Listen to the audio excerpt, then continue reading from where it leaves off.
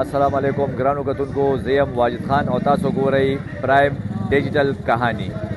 ګرانو کتونکو په پیښور ښار کې اجکې مډه ډیره مشهوره ده او پیښور کې څه چې پوره خیبر پښتونخوا کې مشکلات ډیر زیات دي. نن چې کوم دی یو راغونډه شوې ده، یو جلسه ده او هغه جلسه کې به بلدیاتو منستر چې کوم دی مینا خان هغه به راځي. نو هغه چې راشي هغې سره به هم خبرې کوو، بیا د اډې والا سره هم خبرې کوو، د اډې والا ته څه مشکلات دي دا ټول هر څه به نن موږ تاسو سره شیر کوو. راځئ موږ سره. ګران کتونکو څنګه تاسو له موږ وویل چې مینا خان صاحب راغلی دی، هغې سره به خبرې کوو دا چې کوم مشکلات دي دې حوالې سره او دا نن چې کوم دي جلسه وکړه د دې حوالې سره. السلام علیکم. جی وعلیکم السلام. مینا خان صاحب پهله راته ووایه چې دا جلسې مقصد څه و؟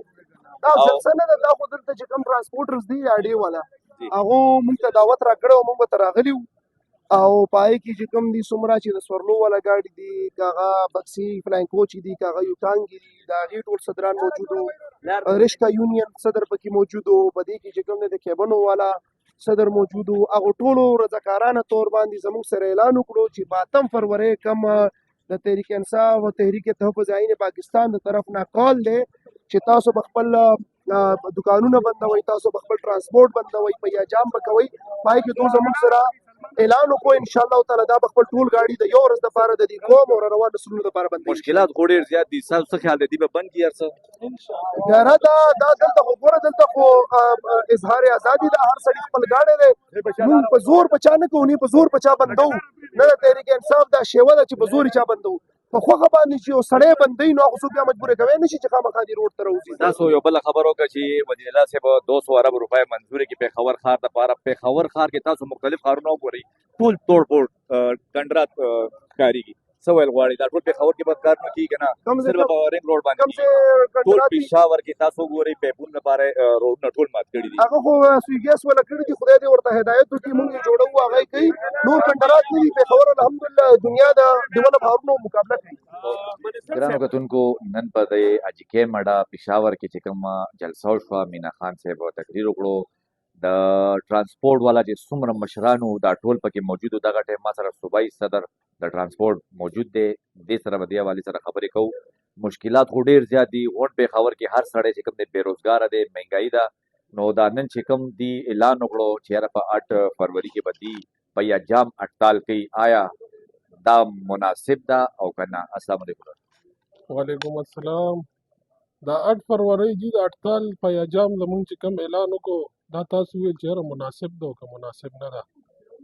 نو مناسب خو په دې ده چې لکه ښکاره داندلي شوې ده. کوم الیکشن زمونږ عمران خان ګټلی دی، هغه نه ګټلی سیټ اخیستی دی او هغه یې من غړت خلکو له ورکړی دی چې کم خلکو پیروکار دي هغه ټولو خلکو ته معلوم دی چې هغه د چا پیروکار دي. په دې بابت کې موږ د ټرانسپورټ برادرۍ بالکل د پی ټي آی سره د یکجهتۍ اعلان کړی دی. کوم د هغې صوبایي او مرکزي قیادت دی شټر ډاون دغه یې کړی. زموږ ټرانسپورټ به ورسره انشاءالله ولاړ وي. پایا جام به یې ورسره انشاءالله دا خو تاسو وویل چې پایا جام هړتال به موږ کوو که نه. تاسو کله د ډرایور حضرات نه دا تپوس کړی دی چې یاره ستا په کور کې نن اوړه شته که نه؟ یاره بالکل چې ډرایور حضرات زموږ د ګاډو مالکان ډرایوران حضرات دي، هغې موږ له ګټي او راوړي او دلته یې موږ له هم راکوي او په خپله خو قرباني به ورکوي چې لکه بغیر د قربانۍ نه یو کار هم نه کېږي. که دغسې ته خبره واچوې چې یاره ډرایور حضرات د رزق مالک الله پاک دی، هغه د انسان د سوچ نه بار خبرې دي چې هغه به یا چاله به رزق یا به وړه یا به دغه پوره کړي. دا د الله پاک پوره کېدو کار دی. دې کې د انساني ذهن نه خبره راتلی شي او نه کېدی شي. یو فقیر له هم ورکوي، دلته هېڅ هم نه کوي، ټوله ورځ په پلیټ فارم ناست یې، هله هم الله پاک رزق ورکوي. نو رزق مالک الله پاک دی. وفاق حکومت هم د هغې دی.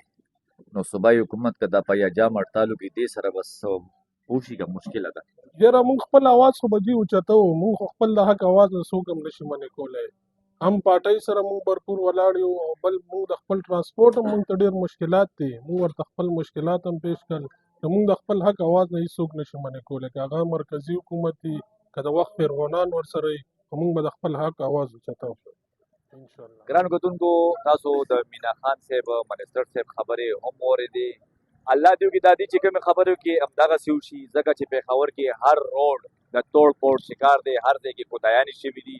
دی خو دا خبرې وکړي چې یاره سویګیس والا خو ما ته داسې نه ښکاري، ځکه چې مین کوهاټ روډ، رمداس روډ، صدر روډ په ټولو ځینو کې کوتاهیانې شوي دي او دوی وایي چې یاره وزیر اعلی سهیل افریدي 200 ارب روپۍ منظوري کړي دي. نو که منظوري شوي نو انشاءالله امید د الله دا دی چې دا پېښور به بیا یو ځل د ګلونو ښار جوړ شي. دا وه زموږ د نن ویډیو.